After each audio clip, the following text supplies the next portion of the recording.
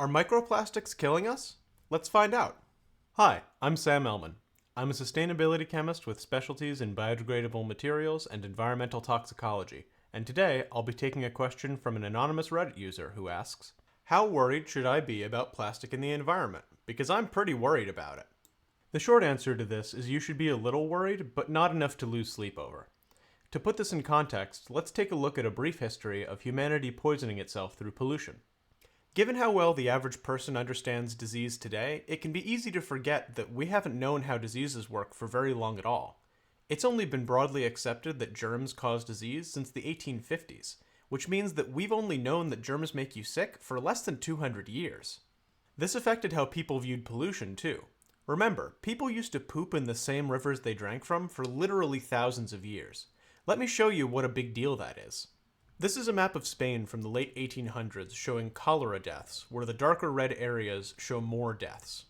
Cholera claimed about 750,000 lives in Spain alone, and this disease is caused by people drinking water that other people had pooped in. That means that 750,000 lives were lost because at the time, people didn't know that it's bad and dangerous to drink water that's polluted with human poop. The 1800s were a dangerous time to be alive in general. If you managed to survive drinking dirty poop water, then you better hope you didn't work in a coal mine or a hat factory. Coal miners in the 1800s and early 1900s often caught black lung disease from years of inhaling coal dust in the mines. This made it difficult for them to breathe and caused them to cough up black mucus. Likewise, the character the Mad Hatter in Alice in Wonderland is based on a real disease. It's mercury poisoning from people who used to work in the hat industry. Here's an illustration of a hat factory from the 1800s. As you can see, it's a small, poorly ventilated room, and since mercury used to be used to make felt for hats, all of these people are spending their entire day inhaling mercury fumes, which gradually would drive them insane. One thing all these diseases have in common is they all take effect relatively fast, and their causes are fairly obvious. Everyone drinks water from the same place, and they all get sick. There's probably something wrong with the water. All the coal miners are coughing up black gunk, probably has something to do with the coal.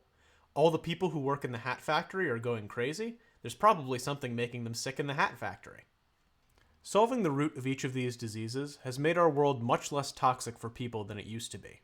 We don't drink poop water anymore, we know that inhaling coal makes you sick, and mercury has been banned from practically all products.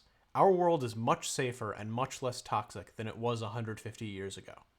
In fact, today's world is even less toxic than when our parents were kids. Just since the 80s, asbestos has been banned, leaded gasoline has been banned, and smoking has been banned from most public places. With each generation, we remove more and more toxins from the environment, and the list of banned materials gets longer and longer, and that's a good thing. It makes us safer with each passing generation. That said, there are still toxins in our environment today. Smog, microplastics, and forever chemicals are all real potential threats to human health, but they're also all less dangerous than what our parents and grandparents were getting exposed to. Even before the diseases were well understood, it was obvious that people who worked in coal mines and heavy smokers would often die of lung-related problems. But today's toxins are much more subtle.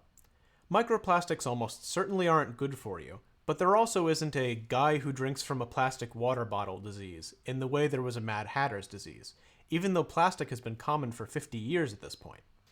Microplastics probably cause some cancers, but scientists aren't even quite sure about that yet, because whatever diseases microplastics cause, they're not as bad and they're not as obvious as the things that our parents and grandparents were dealing with.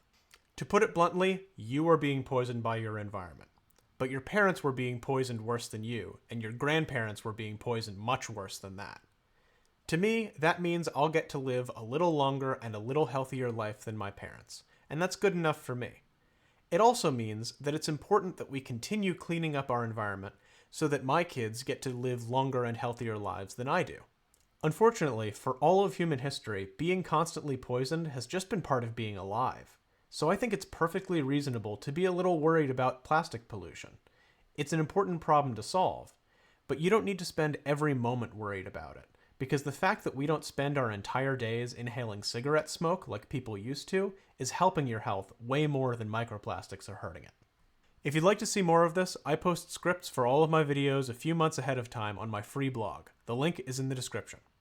If you found this helpful, I'd like to mention it's a hard time to be a scientist in the US, and I'm currently unemployed.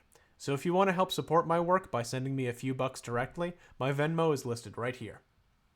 Remember, science only exists thanks to the collective labor of generations of human history, so the fruits of that labor belong to all of us.